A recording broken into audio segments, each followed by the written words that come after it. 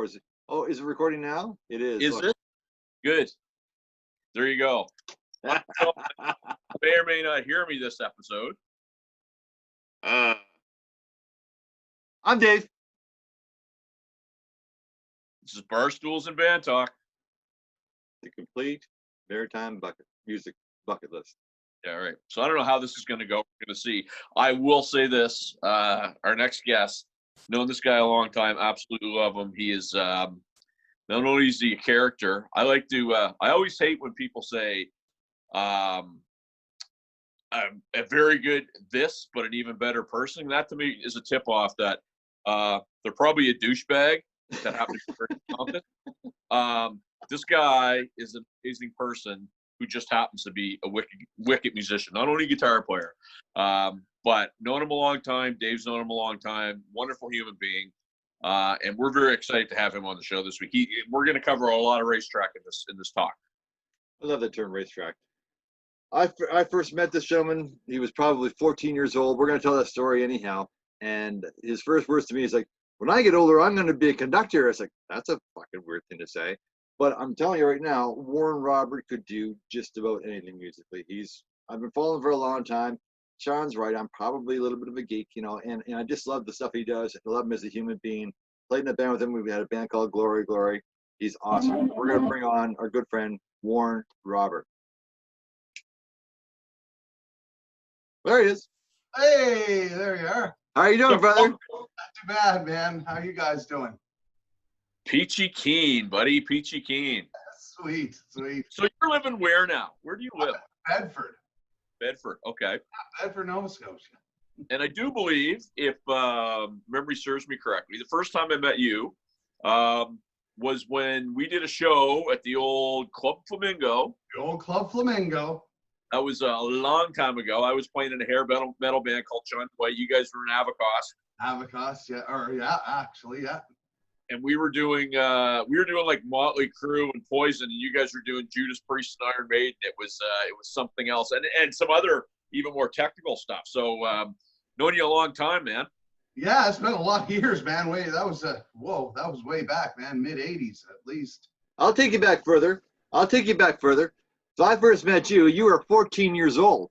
You were playing in a church out in Bedford in a little band called Horizon. You got it, man. And I met. And now here's me. I have a hot pink BC Rich Warlock that I bought from Buckley's. I worked at Galaxy Video Arcade for 2 years, saving the money for it, and bought that thing cash from John DeBay. And I was a hot shit with this guitar. I'd walk in and meet you and Mark Dunn and everything, and you say, "Hey, I'm going to be a conductor when I get older." I was like, that's fucking weird. That's totally something I would have said. That's bizarre.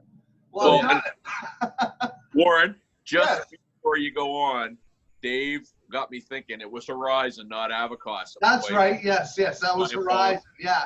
Prior, Horizon was an early incarnation of Avacost that Mark Graves, the drummer, and I, that's where we first started playing, and Mark Dunn and Derek Poirier, and we did, that would have been Horizon way back. Yeah, I pride myself on my memory, and my memory slipped up there. So anyway, Dave told me that story a bunch, and it does sound like something you would say for sure, because you've always been an astute, you know, I would consider you a well-read guy. You might curse and you might swear, but it sounds squeaky clean when you do it. Oh, I thank you. I appreciate that. Well, Warren, listen, this is Sean's and I first member of you, but take us back, man. Where does it start? Like, where does your music passion begin? Oh, geez, that's when I was little tight, around the home. My brother gave me my first guitar when I was just like, he's barely able to put my hand on it. And my dad always played around the house too. He was a great guitar player. So, like, I mean, geez, they would just play all the time. And I remember there was sort of a story my dad used to tell that apparently when we were on our way to Cape Breton, I was about 5, and back in the day, you know, nobody wore seatbelts. Hell, I used to stand on the front friggin' seat with my dad with my arm around him, We were driving to Sydney. It's hilarious.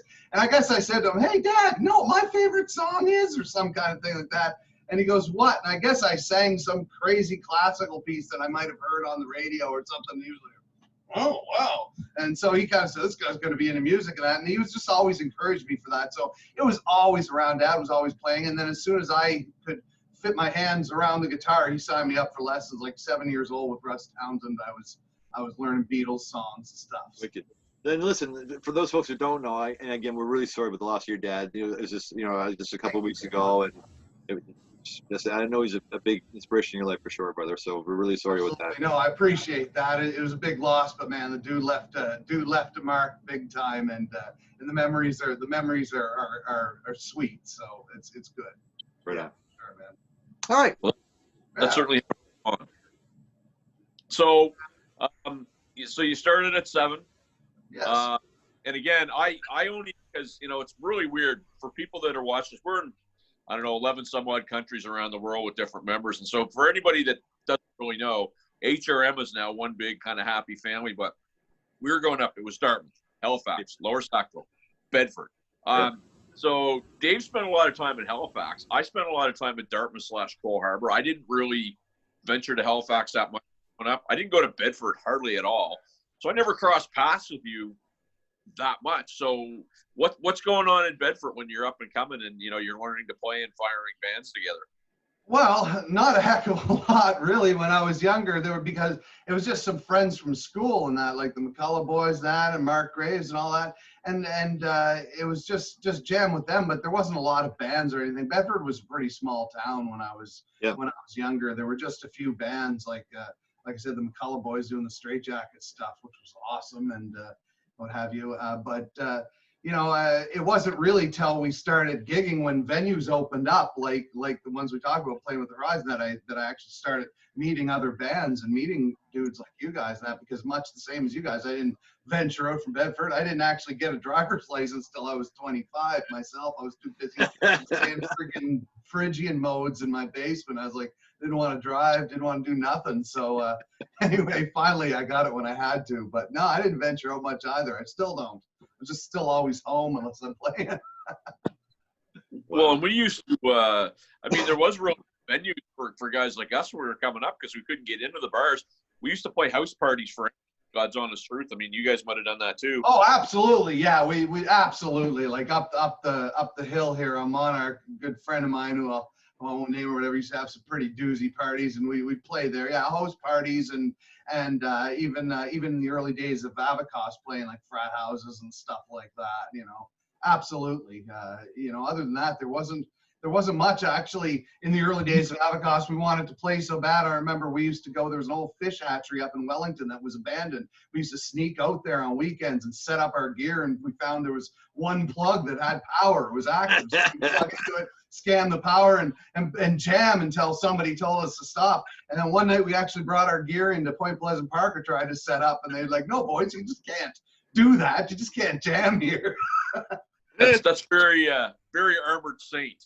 Yeah, there you go. So, but no, it wasn't much till we started playing like at the Flamingo and stuff like that, and started meeting other bands, and like China Whale, like, oh my God, these guys rock, and other bands, it's like, because I hadn't seen other bands that were rocking like that yet, and it was great to play those early gigs together and stuff. So take us back. This Horizon, I don't know if it was really. Would that be a paid gig or no? Because like it was probably. Oh no, Horizon was certainly no paid. That's like 85, 86. I remember something like that. Yeah, that would have been way back. That's just a bunch of kids, cutting 84 maybe. Trying to keep the feedback out of their guitars while playing power chords. But it was a lot of fun. I have a gig at the Waverly Legion. I have a gig on videotape, and actually I've digitized it since. Is that right? Yeah, an old gig. I'm like the size of a freaking broom, and I got this long hair and this zebra striped shirt, and I'm playing my mid 80s Ibanez Destroyer, just badass. And yeah, it's great fun, man. It's hilarious to see. The sound is terrible, of course, but it was cool. That was way back, man. And that was Mark Dunn as well, then, right? Yeah, Mark Dunn. Yeah. And Mark played left-handed. That was kind of cool. He played left-handed, and he right. was always so good. We always had this neat little thing together too. Whenever I'd write a song, he'd do the solo, and he'd write a song, I'd do the solo. When we did a song together in our jam, we just do those would be all the 2 solo songs. I don't know how we adopted that. It just turned out that way, and then we kind of kept going on that. I want to say Ronnie was just not Ronnie. What was his name? Ronnie sang for a while. Yeah. And, yeah, he was a riot. the crazy party stories that shall not be repeated. But and then actually for a while after him, we had a fellow named who's still a friend on Facebook, and that Greg Sinclair. Oh my goodness, Greg, I'm thinking Greg Sinclair from Warren Sin here. My brain is tired. No, Greg D'Entremont. Sorry, Greg D'Entremont. Or way back in the day, he sang with Horizon. Greg Sinclair. And you always had Mark though. I mean, Mark is an amazing drummer. Mark's a great. Mark Graves. Yeah, Mark's a good buddy from way back. He just left a message on my phone the other day. He lives out in Calgary, but we're still tight. Every time he comes to town, we hang out and stuff. Yeah. So bring us into your first professional gig then. Like, what's your first professional band? Oh, that would have been breaking curfew with Dennis and that would have been the road work, right? You know, so because Avacost, we did our thing, but it was still just play the odd gig once in a while, not really a job sort of thing. Wasn't making a living at it or anything with Avacost, but for a while before Avacost moved away, there was a spell in there where I was on the road playing with Breaking Curfew, and then later with you in Glory. I love that band. Yeah, that was a lot of fun, man. Yeah, doing the harmony and Boys in the Bright Lights and all that going. We worked all that business out. That was fun, man. Okay, I don't want to poop on Avacost though, because Sean remembers that too. I mean, Avacost, like that was the band. The musicians would go back. Like, okay, what the fuck? Oh yeah, no. Avacost was my ground. You know, it was my foundation for progressive rock. Anyway, it was when I was jamming in the church basement in Horizon days. You know, at one point a friend of mine, Jay Andrews, he brought down the blaster and cranked on some Malmsteen, and that changed my life. I heard like Evil Eye, it's just crazy riff anyway, and it blew my mind, and so I wanted to write that kind of music. I started doing demos, and then once Avacost came together, there's an outlet, guys who could play that stuff, and if they, and like Sean, anything he couldn't play, he'd sit at home, and the next day he'd be able to play it. Like he was, Sean's other one, he was dedicated dude, man, and learn his theory just for the sake of doing it. I watched him go from playing a G chord to playing an Avacost in like 9 months. Wow. He was insane. So it's cool stuff. So that band, we practiced a lot, man. We every night, actually. There was a couple years where we got together every night and practiced, and it was just for the sake of pushing boundaries musically. We had songs that were very long, 25-minute Saturn, 12-minute Aurora Borealis, and all of that stuff. So it was a fun band, and then we actually tried to make a little bit of a go at it, but it was at a bad time in music because for progressive music, because it was just around the turn of the 90s where a lot of the grunge stuff was becoming popular, and a lot of great bands were coming out, but it certainly wasn't odd meter and crazy time changes and stuff like that. So even though Avacost, we had moved away and worked on a bunch of songs, we did record an album and that, but it didn't really fly. But it certainly, we got 8 years out of it. And my goodness, we wrote a lot of music. Yep. A lot of good songs that were fun to play. We had a good following. A lot of musicians used to show up at the gigs too. It was pretty intense. I hear you about the grunge movement. And I was just about to say, I'm going to take a drink of this, and you listen, Dave's voice is going to come out. But anyway.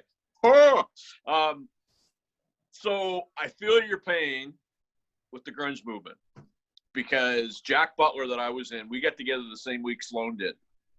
Okay. Yeah. So, we went from, being like an Aerosmith meets Extreme to we tried to change gears and it just wasn't working. So I know what you're saying, because, you're sitting there playing your friggin' arse off trying to make a go at it, and some bands literally playing for 2 weeks or getting signed to Sub Pop Records, and it was just it was totally a different vibe from what we were doing, and it wasn't, people who were listening to that in the grand scheme of things weren't interested in the complexity. Avacost was described as complex for complexity's sake. So right. I mean, that certainly was no Smells Like Teen Spirit. It didn't have the dancey vibe, which I love all this stuff. I don't mind the grunge. I as a guitar teacher, I've been open to so many different styles of music. Like, it's all fine, and everything has its strengths and its appeals. But for a young band at the time playing progressive rock that was trying to do something, it was certainly a hell of a thing to see the whole industry change its focus to a different style entirely, and it really didn't help us get forward. However, the skills we acquired with the band were definitely, musical skills that all of us carried for the rest of our lives. That's a great point, because I found myself, I was perturbed and bitter for a little while. We moved to Toronto, but I mean, it's just, then you go up there and it was just like, it was even fuller bore when you got up there. Everything was Alice in Chains and, and whatever, and had some fun, but I got out of it for a few years. But so in that period of time, you have Avacost, because you guys recorded. You recorded with Myles Goodwin, if I remember correctly, right? Yes, we had met Myles actually at a gig we did. We had won a Battle of the Bands thing at the Crazy Horse one year, which was interesting as an instrumental band, and we did a little recording for that. But as a result of that, we also got a gig out of it. It was sort of a showcase gig during some kind of music week. Myles was in town, and he happened to be an invitee to this event, and he heard us play, and he was interested in the band. So later on, we were inspired to move to Montreal because that's where Myles was, and we did a bunch of work, a bunch of pre-production work, and a bunch of demo sort of stuff. And Myles recorded some demos with us. But at that point, that was about when the grunge thing was happening. And as much as we were trying to shop it, and Myles worked his butt off to try and shop it for us, the industry was just sort of fought back a little bit and said, well, these guys are great musicians, but I mean, it's just, that's not what people are looking for now. So then after that sort of faded out because it wasn't going to happen, then Avacost actually made the Avacost album on our own time, just ourselves, and it was completely self-produced, learned as we went kind of thing, and just because we wanted to do something, we needed something to show for all of that jamming and all of that work. And you guys did do some pile of work. You used to practice upstairs at the Moon. I remember that. That's right. Yeah. Every night, man. Every single night we'd be there. And before that, we were at the French pastry shop, the old bakery in Halifax. We used to jam right in the bakery every night. We'd take all the gear from upstairs, bring it down, and set up right in the middle of the bakery. And man, did that blanket that we put the drums on stink after a while because of the flour. It was a blanket of death, we called it. You had to draw straws to who got the blanket of death duty to bring it back upstairs. Okay, so tell us. Okay, so bring us back to the Avacost, and it was an amazing band. And I remember so many times watching. Well, when I used to practice right next door to you, we had members only. That was with Chad Campbell, Right. and Chris McIsaac, and Todd Burke, and Chris Westall. Yes. That was my first gig playing bass. So we were practicing there. You guys were right next door. We used to kind of stop like, what in the name of Jesus? Because it was just, I mean, there's so many notes coming out of that room. It was incredible, right? So, but you were at it constantly. You're right. For a long, long time. It's too bad that a lot of folks didn't see the benefit of it. But I mean, it is what it is. I mean, no, it is what it is, and we all made out. Like I said, we had memories of that and events and just the chops and skills and musicianship that we all took away from that experience was unreal. Really, it was a life. That was a life experience. That was good friends and brothers. We're all still good friends. I still communicate with all of them. Still hang out. That's awesome. So Breaking Curfew was Christine Vaughn's in, right? Yes, and Dennis Easton and Carl Boswick in the version that I was in, and it was that was a top 40 band, doing like the Fleetwood Mac and all that sort of stuff. We played a lot of shows. It was hilarious. It was like I went to my prom sort of thing. And then the next morning, I didn't get hammered at my prom. I had to stay completely sober because the next morning the boys were meeting me in the truck at like 6 a.m. to drive to play like the Hotel A Bear in freaking Shippigan or something. And yeah. It was like, or no, actually it was Campbellton. Actually, we were playing the first night, and then that was it. Right after high school, boom, I went out with Dennis and like Pete Arsenault and all them, and those boys. They gave me my road skin right away in terms of, I was just a shy kid, terrified being out the road, and they showed me very quickly what it was like. Because Peter was doing sound then. That's right. Peter also was doing sound. Yeah, Pete would have been doing sound. Yeah, well, at the time, it would have been real early on. Pete was just assisting because he was just learning, and that's when he first got into it. And there was like Bill Bootlier and a couple other guys doing sound, and Yeah, it was a lot of fun. Geez, I think what our first gig, the opening act was the Peter Adonis male strip show. Yeah. Yeah, the whole place, the whole club smelled like this strawberry fog, and that was my first gig in a bar ever. It was so bizarre, but anyway, yeah, it was a fun band. We had a good time. Dad, can I come home? Dad? Yeah, please, yeah, can I take me home, please?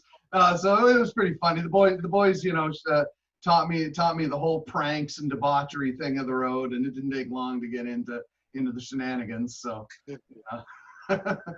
So from there, I guess is when I met you from in Glory Glory. I guess is we tried. Yeah. Well, that's where we met up again. Yeah, for Glory Glory, and that was Tommy Bona, just a brilliant writer. Oh yeah, and I've seen Tommy recently again. Because he's a fantastic blues drummer, award-winning blues drummer. Yeah. Just a phenomenal session player, and he plays with all kinds. He's just a great guy, and he's up in Toronto, and so the last couple times I've been up to play, he's made a point of dropping down to say hi to me and stuff like that. Just sweet friend. Do you see Todd Harry at all anymore? I haven't seen Todd in a long time. We're friends on Facebook, but Yeah. but no, I haven't seen him in person in years and years since the band. I remember the Glory days. We had some times, friggin' Ninja Bread and stuff, throwing bread. Remember the Ninja Bread? And the Shadiac Shuffle. The Shediac Shuffle, yeah. I just before pre-interview, just to get psyched, I actually listened to a couple seconds. Yeah. It's hilarious. Sean, man, we did some silly stuff, but at one point we did this recording called the Shediac Shuffle, and it was pretty silly. It's some bizarre stuff. I miss because a recurring theme is how many bars we used to be able to play, and I miss it because I graduated from high school. I was 17, and like 2 weeks later we were out playing, and 17 years old and being able to go out and do something that you just thought was not real was pretty cool. Yeah, well, that's same here. Yeah, exactly. I know. I get it. When I started playing, I actually one of my best friends to date. I met him when he fixed my ID up for me so I could get into the bars before I was allowed. Let's say way back in the day, and guy's still a best friend to date. But yeah, I remember being right out of school into this life of just it's just a freak, man. Well, and it's funny, I grew a set pretty quick because I remember when Brighton Rock played at the Crazy Horse. I think I was in grade 10, so I had a weird birthday, so I was like 15 going into grade 10, 16 type thing. And I remember a friend of mine's girlfriend's brother said, "You got to go see this band." So we went down there, and I remember shaking. And we got in. It's like, wow, this isn't too bad. And then that was our introduction to going out and seeing bar bands, and it was cool, But one of the things I did want to talk about quickly, because you had talked about, we had never played before. The triple bill, I remember we weren't on the bill. We went and we saw you guys. It was Horizon, Attila, and there was a third band. Not Black Forest Cake Trade? Maybe, but all I remember, the first band went on. There's like, oh, okay, not too bad. Then you guys came on, and it was just like friggin' like you guys were just doing all that, new wave heavy metal stuff. Then Attila comes out fast as a shark, and I remember seeing Fancy. I'm going, okay. I thought I was good because I could do the double kick and Live Wire by Motley Crue. Holy shit! And we were playing 2 weeks later, and it was I think we played on the bill with you guys, and there was this band. I just remember there were like almost like a Cheap Tricky band, but anyway. Wow. I just remember how cool it was. There were so many different bands. The Killer Clams might have been on one of the shows. Yeah, I remember them. Wow. And that was such a cool place to just see like anything. It was great. Big, yeah. It made you feel like you were really playing a concert when you were playing there, right? Young, playing, a real gig, and then crazy backstage. I remember actually for a while I played for sort of subbed in with Attila for a little while, and got to play a show with Attila on lead guitar. And man, nice. What a fun! Oh yeah, those boys. That was fun. That was crazy stuff. I do have a recording of that, and actually Kevin asked me about that, so I'm gonna have to dig that out for him. Well, and the last time I saw Kevin, because Scott Harness, who's a buddy of Dave's and mine, they were Dressed to Kill was playing at Monty's. And we opened for them, but the opening was they went on and did their 90-minute set, and then we closed. But Kevin and I were, you know, now he's in his full age frailty, Yeah. you know, talking about it. But it was like, wow, you know, you forgot how cool it was, that scene was. And I mean, we weren't even in it. We thought we were, but you know, it was so cool. Yeah, for sure. It was great that we had places to play when we were that age too. That actually True. And it's too bad for younger folks now with any kind of style music. You know, you had that Stripes place in Dartmouth that was underage club. The Club Flamingo, not so much the Pub Flamingo. That you could all ages there. You used to have the place across the street for the Misty Moon too. I played there with Slovan one time. I can't remember what it's called. Yeah. And there was the Double Deuce as well. That's right. Yeah. I played the Deuce several times with Avacost. Opened up for a band called the Gond Harvest and a couple other things. Yeah. Wicked. Way All back. right, let's fast forward a little bit now because we kind of forget that you were in a touring band, in a Celtic band, which, I mean, first of all, when I saw you playing with me and Gloria, I said, oh my God, this is not, you know, Warren Roberts, this guy, he's not going to do U2, but you did all that stuff so well. I mean, that's how versatile a player that you are. But then you get into Celtic, and you did this band, Pogie, for 20 years. 20 years we had a run, yeah. Well, you see, that sort of started, I got interested. I had tea with Doug Sampson, my good buddy Doug, and he showed me how to play St. Anne's Reel on the guitar, and it was my first experience with Celtic music, and I loved it. I was like, wow, this is incredible. I love this tune, so I got into it, started learning a bunch, and then I made a little Celtic group called Bray, which was a lot of fun. It had a couple friends in it, and we sort of, I cut my teeth on the Celtic stuff with that.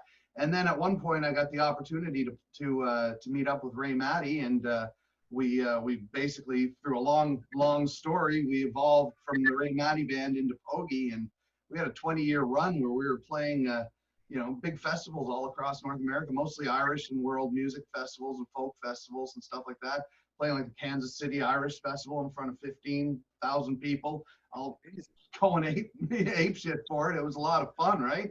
We had a lot of original. We had several albums too. So had a good run for 20 years, man. Wow. Yeah. Well, we put an end to it last year. Was the end of Pogie, just because we had a good run and we wanted to go out on a Your high Pogie note. ran out. Yeah, our Pogie ran out. You got it. Yeah, no, we had a really good run, and we're all still brothers. Like the three original members, Ray and Johnny and I are tight. Will be for the rest of our life. You know, like when Dad Nice. passed the other week, Ray brought me this killer lasagna. It was unbelievable. But those are my brothers. Those 20 years together touring, and we toured, man. At one point, we were playing 250 nights a year, playing bars, just Wow. Celtic music. Oh yeah, we were playing insane numbers of bars, full weeks or full weekends here, going with all across Canada. And then eventually we got into doing more originals, so we got into the festival circuit. After playing a successful festival in Connecticut, it just kind of built from there. And with the festival circuit, you can't just play every year because you can't play the same place. They have lots of bands, so it kind of has a little bit of a ride or whatever. But we had some good runs and some good times, a lot of crazy travel, and the band kept a lot of people, crew and members employed for a lot of years, like 20 years. That's is a right. long time for a company, yeah, and a lot of shows. So that was a good run. I remember, I don't know why I was in St. John that night, but I was in St. John and staying at the Marriott or whatever it is. Let's go to O'Leary's. I played there a bunch of times. Walk in, and who's playing there? It was Ray Matty. And I think it was Matty and Pogie at that point. I could be wrong. Yeah, it would have been probably something like that, yeah. And I'm like, I kind of had, like, you guys hadn't started, and I didn't know you were in the band, true story. And anyway, they start playing, and I hear the freaking shredding acoustic guitar, and I'm like, what the fuck is that? I turn around, it's Warren Roberts, and I turn around, and there you were. And I don't know if you remember that or not. I don't know. I do, actually. I do. It's hilarious. I do remember that night. And I remember Ray, because a buddy of mine, Sheldon McKinnon, told me that Ray used to be the maritime dude, like, I'll tell you stories. Yeah. Ray is just Kiss. So you guys New York Groove. I remember you did New York Groove that night, and I had never heard a band play that. And it was just like, it was so killer, man. But it's funny how, and that was the first time I had seen you, and I bet you 10, 12 years. Absolutely. And it was just like you and I had hung out the day before. It was Yeah, hilarious. oh no, it was cool. Yeah, I totally remember that. That was actually, it stands out. That was actually the only time I believe I've ever personally played O'Leary's. Just the one time, but I totally remember that night, and I remember us hanging out, talking, and that's wicked, man. That was fun. That was fun, and Yeah. that was a great band, and yeah, we had a lot of good times. That would have been way back in the early starting. Might have been even just the Ray Matty band at that point. Who knows? It might have been, yeah. So you have Yeah, a 20-year I want to say run it with was Pogie. Yeah. You have a 20-year run with Pogie, and now rumor has it that you had this little blues gig with a fellow by the name of Myles Goodwin. Is that true? That is quite correct. Yes. I play in the Friends of the Blues band. I play lead guitar along with Myles, who also plays the lead guitar and all of that. And yeah, it's Myles has his blues project, which is the albums, which features guest artists, and I play on the second album. And then we have the live band that we do performances of the different songs. We have a set, and we play festivals and that sort of thing. So we've had a couple-year run with that. This is actually the second band I've been in with Myles. I've known Myles for a lot of years now, and we, before this particular band, we had the Myles Goodwin band, which was a lot of fun. I wish more people had been able to see it, because they would have been totally blown away. It was basically all the B-siders that the band and that the current April Wine wouldn't normally play, because of A, their instrumentation, or B, they're not, they're the fan, like, deep favorites, things like Silver Dollar and Marjorie and Mama Lay, and this real early stuff, the stuff with orchestral parts and that. So we formed a band that had me on guitar, Chris Mitchell from Avacost on bass, Amazing player. Dave Champagne playing keyboard. The guy's insane. Brad Reed, who played horn and violin, and Mike Carroll from Pogie, who played drums, as well as Myles, of course, heading the whole thing and doing stuff from his solo projects and wine stuff, big arrangements of April Wine stuff that hasn't been done in years or never been played live. And we did 2 years worth of gigs for that, summertime gigs, like at the Rebecca Cohen and stuff like that. Cool. But then now the focus is on the blues band. A lot of fun to play, some really sweet shows, great audiences. We laugh our guts out, and it's a good time. It's pretty crazy. Yeah, it's a sweet gig, and it's allowed me to really explore my blues playing, because traditionally, I suppose, like I joke, I'm trained on Bach, raised on Maiden, I guess, because I am a studied musician. I know what I'm doing for the orchestral writing and all of that, but at the same time, I love to make my noises and stuff. Well, come on now, you got the fucking guitar right there. You know that they're paying to watch you do it. Go ahead, give it. Yeah. So I usually get do all kinds of different notes and insanity, and I mix it up, But anyway, I don't know where the hell I was going with that, but the blues thing is it's a nice outlet to explore a different style than what I'm normally used to playing, because I as a session musician, I like to play different styles, but you only get so much time for each one. I can practice jazz, I can practice this, but by immersing in blues, by going to the different festivals and seeing all these people who just live and breathe blues and having it around me, it's really helped to open up and learn how to do different things with the feel and that I don't normally do when I'm playing my fast, ready stuff. So it's a great gig. I really enjoy it. Good for you, man. Yeah, for sure. And you're doing Go ahead. quite a bit of writing and stuff too, Warren. I mean, I see you on your posts and stuff all the time. Well, yeah, for sure. Well, you see, most of my writing these days have been with my good buddy Greg Sinclair. Greg sang in some groups locally, and he sang in a group West. He's been singing for quite a while, but he's such a great guy, and he's a great writer, lyricist, and he's got a really wide range of a voice. So a few years ago, maybe about 5 years ago now, I guess, we did a benefit for that. We played in a benefit for that Fort Mac thing. He just called me up and asked me to play a couple songs with him, and I did on acoustic guitar or whatever. And I said to him, "Geez, man, you sing are good. One of these days we should do a song together." So about a year later, I sent him a song. I said, "Here, see what you could do with it. Geez, I thought, okay, he'll have it for a couple of weeks and maybe come up with something. Geez, the next day he goes, yeah, I got something, man. So he sends it to me and it just blew my mind. So I'm like, you got to get over and sing. So he came over, we posted it online. Everybody was like, hey, this is great. Q104 played it. And it was like, hey, this is cool. Let's make a band. What do you want to call it? I don't know. And he said, well, how about your name and mine? Warren Sin. Okay, Warren Sinclair. Easy enough. So pretty genius. And so anyway, and then we just started making songs. Now we got 11 songs with videos for all of them, lyric videos for ones that we don't have performance videos. And pretty much most of the songs get great support on Q104 and online. It's wonderful. And we have an EP that is written and we're like done, except we had a pandemic, so we didn't get to finish the vocals. So we'll soon be able to do the proper recording and get it all finished up.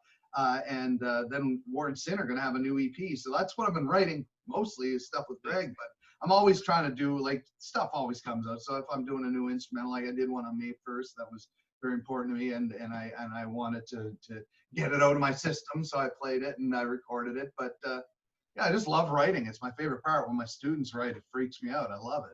It's the creative. So you're teaching. You've done some film scores too. I think, having our TV scores or something. Oh yeah, no, absolutely. I've got quite a nice background in the film score stuff. I've done the scores for about 250 documentary shows and a couple feature films. Yeah, oh yeah, no, I got music all over Discovery Channel, all over Nat Geo, the Ocean Mystery series, Sea Hunters series.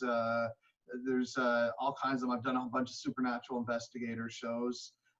So yeah, I've done scoring since around 97 or so. I got into film scoring because I've been doing the orchestral writing since the 90s. So yeah, you turned out to be a fucking conductor after all that. Jesus. I did. I've got video of me conducting the orchestra in the studio in Toronto. I did. To be honest with you, I did fulfill it. And yes, I'm not a great conductor by any stretch, but I have, upon necessity, conducted orchestras to my scores and arrangements that I've written for different recording sessions. Yeah. I never doubted it. Like, you're just that kid that was that driven. It's like, oh my God.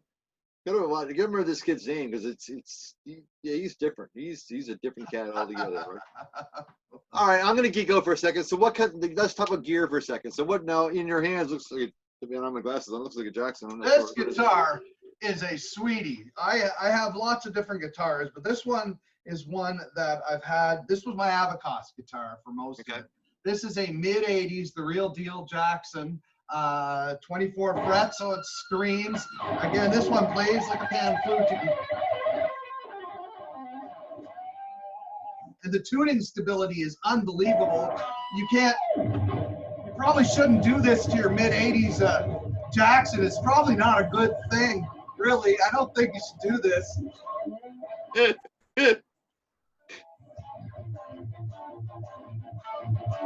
The tune is beautiful. This guitar is sick, eh?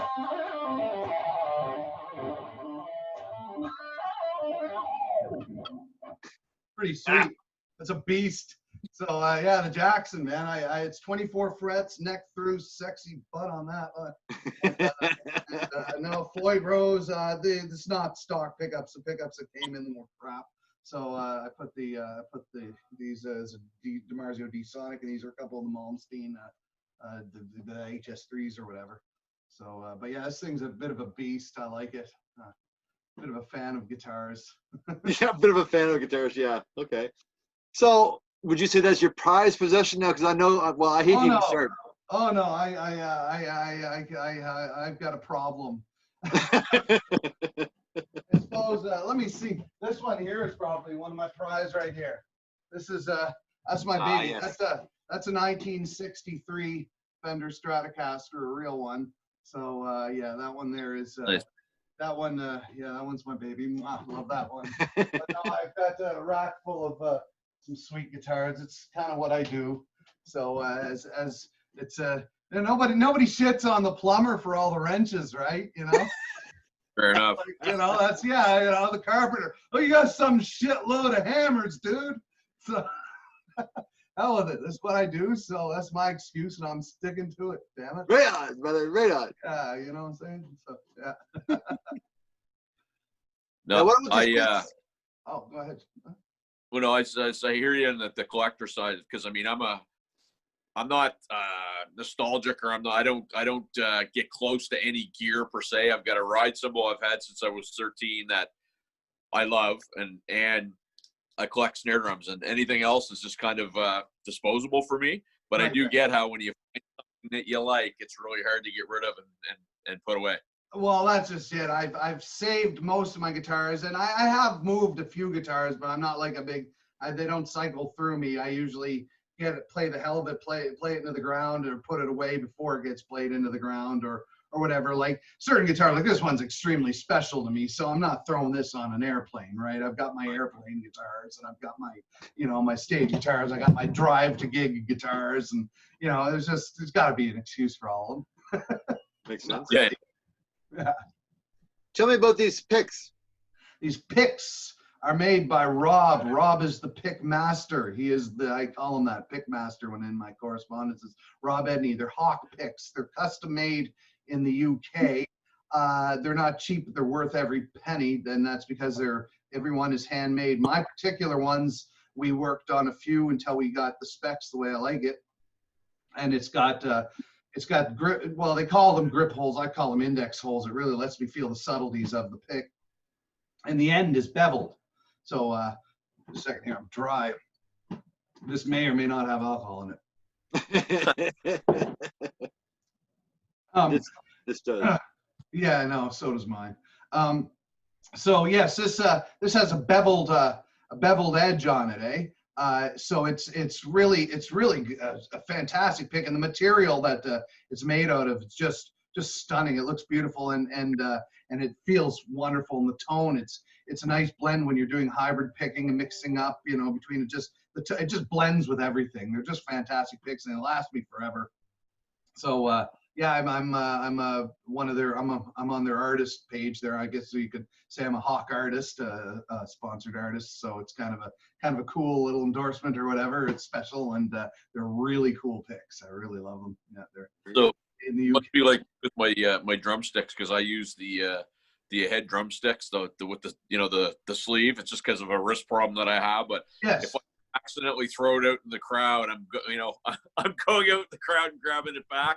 Are you doing the same thing if you lose one of those guitar picks? I think that's hilarious, because I've gone into panic. Like I've gone into panic. Well, where's my pick? Where's my pick? Looking all around, because I always know where it is. But there's been a couple times where I've been at a gig and somebody's shaking my hand. They say, "Oh, let me see your pick that you use."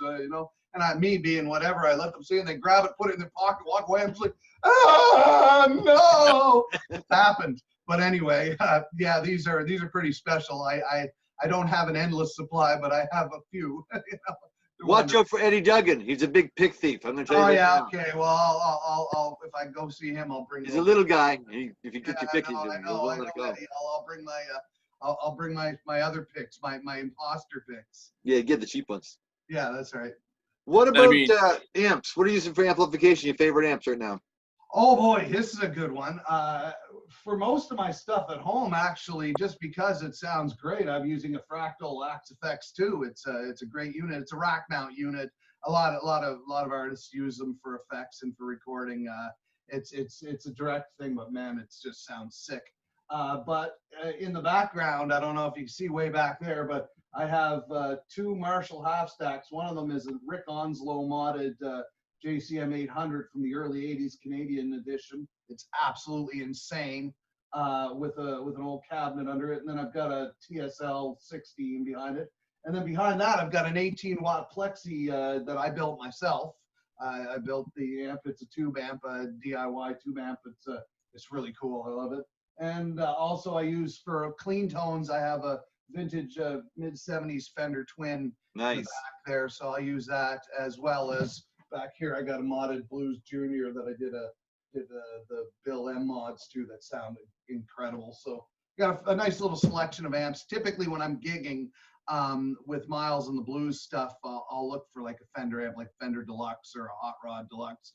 They're the world's most common amp for backline, and I made sure that I really chose my pedal front end pedals well. They're really multi-amp friendly. So generally, when I show up at a gig, when we're flying, we're not bringing our amps, so it's all backline stuff. So if all of a sudden they go, no man, we got some Marshall, I'll go, excellent, I like Marshalls, yeah, I love them, so I can plug in and make it work, right? So, but typically I'll use like I don't necessarily like the twins on stage. Just I find they don't project the way I like it, but just a deluxe or a deluxe hot rod's amazing for me.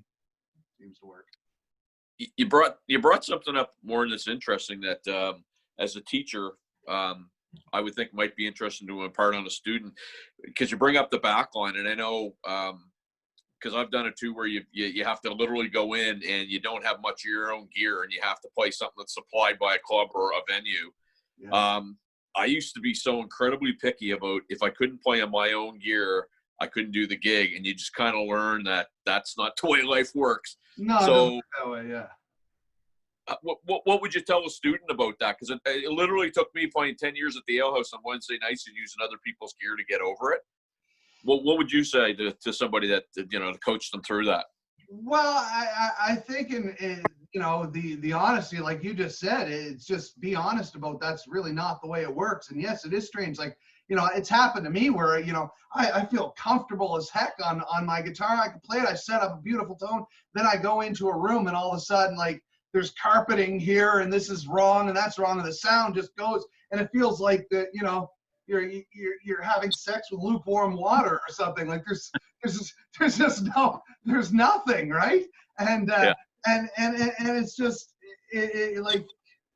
so you have to adapt, or what are you going to do? Or all of a sudden your monitor sucks so bad there's just nothing happening, you can't hear it, you're not ever going to hear it for the gig. What are you going to do? Stop playing? Or you just all of a sudden all you got is muscle memory. So if in a bar gig, what do? You suck it up and you play, and that's kind of what you got to tell them, because that's the way it is. You're not all of a sudden going to tell them something that's going to fix the sound on every stage at every bar, So it is what it is. Like you said, brother, it's adaptability, right? It's the ability, the ability to say, okay, we're here. You want to try and get it as good as you can. You want to bring as much of your good gear as you can get away with, and whatever's there, hope the hell it works, whatever you're provided. Hope it's good. If you can specify, if you got the luxury of a rider, specify amp in excellent working condition. But I mean, it's not always perfect, and I guess I would tell a student that, because that's the way it is. Really, that's not. You're absolutely right. And it's good that you do have that experience, because I know, again, for me. And I remember doing one-nighters. Every room sounds different. You're on your own gear, but the room sounds different. The monitors sound different. And you really have to kind of, trust that your ability is going to get you through the stuff that you're not comfortable with. Yes, exactly. Thank goodness we have frets, and I guess violinists have their instrument right by their head so they can hear it. But yeah, there's been a lot of times where I've been thankful that I have a tuner and frets. It's come down to muscle memory, because you just can't hear it. I think the worst for me is I played one gig once in a career. It was actually an amazing gig to have. It was 100th Grey Cup, the football game. It was up in Toronto. There was all the parties that were happening before. We played at the Hamilton Tiger Cats. They had the Tiger Town party. It was a big thing, and they had a big stage set up in the round, like that old Def Leppard stage that had the PA all around it. Man, that's a nightmare. That's a sonic nightmare when they got a PA going in around you in the top. That was you got to blast them monitors if you want to hear anything. It's like a really slow Leslie cabinet, eh? yeah, exactly. I don't know, man. Well, gosh, brother, I appreciate you coming on the show tonight. I mean, we're almost running out of time. I guess, is there anything that we missed? I mean, you've done so much, and you've never had a day gig. You've either been teaching or playing or flying around the world. From what I gather, is it true? Yeah, for a little while, I had when we were up in Montreal for the first while, I worked in the record store for about 3 weeks, and then I said, screw this, and so I didn't do that. And then at one point, I did some fiber optic fiber optic splicing for as a summer job that my dad got me at the television station. But other than that, no, I've never had a job like that. No, it's music. I do everything. Everything is music. It's been music 100% from day one. I knew it would be. I knew it would be. When I first met you, I knew it would be. I thought you were weird, but I thought you'd pull it off. You did. Didn't he start putting? He had a hot pink warlock, and he said you were weird. Come on. Yeah, right, yeah, exactly. Yeah, It was made of pure balsa wood, super light. Yeah, for NJ sure. series. A ripper. Yeah. I don't know. It's just like it's a pleasure to follow you because you're such a busy guy. You're hands down the most talented guitarist I've ever seen for so many different genres. It's not just I've seen you do the Aim-based stuff all over the place. It's shocking when you're doing Celtic. It really surprised me when you're doing blues because I've just recently, as of last year, been introduced to Barley's and that whole scene I didn't know existed before. I was like, oh, Right. boy, I'm missing the boat. But that's all feel. That's all. Yeah, Yeah. I'll feel. Yeah, no, it's just, I'm proud of you. I am, Warren. Like, so proud of thank you so much. That means a lot, man. We've known each other a long time, all of us here. Like, this goes back when we were kids, man. Like, dudes, like that's a long freaking time, man. So I just don't understand how three guys that are from Dartmouth, and Bedford have done so much and are still so damn good looking that we're able to pull this. that's right, eh? You know? Yeah, this one's gonna bring the ratings right up. Now, Warren, but it's always a pleasure to see you. And like I said, I don't see you enough. I just always seem to bump into you in weird. I know, it's just like every 10, 15 something years or something, random place somewhere. It's like, hey, so the next time it happens, you're getting a big hug and a handshake and all that stuff. So hopefully, well, you know what? I'm not a hugger, but I'd hug you, brother. Okay, well, we could do one of those. And we've got to make sure this COVID business is gone first. Yeah, right on. Right on. All right, well, I look forward to that day. So much, bro. Right on, man. You guys. Warren, thanks so much, brother. Like, hey, listen, anything else that the people can watch? I mean, I'd like to. I didn't realize you had that many recorded albums. Is there a place where people can buy that or see it, or?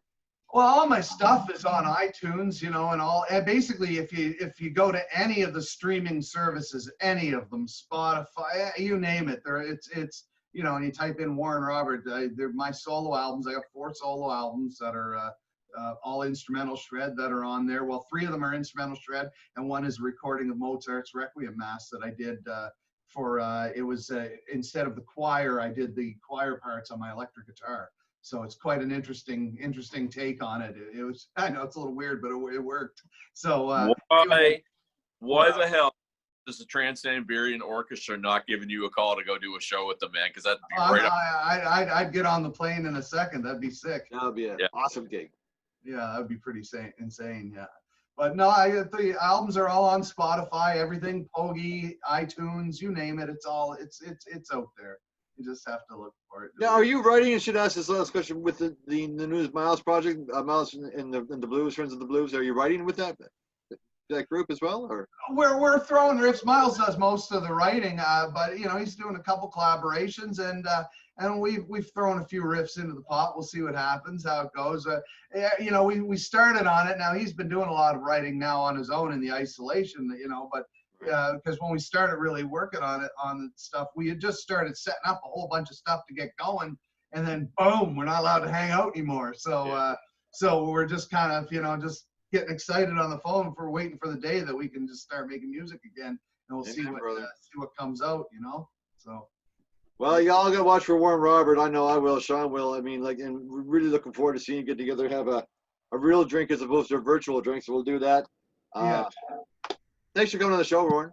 My pleasure, man. Anytime, man. You guys are doing a wonderful job. It's such a great spot. You know, this Facebook business can be full of all kinds of weirdness, but this is the good weirdness. This is where it's at, man. You guys got a good setup going here, man. Thank you so much. Proud of you guys. Well, thank you. Right back at you.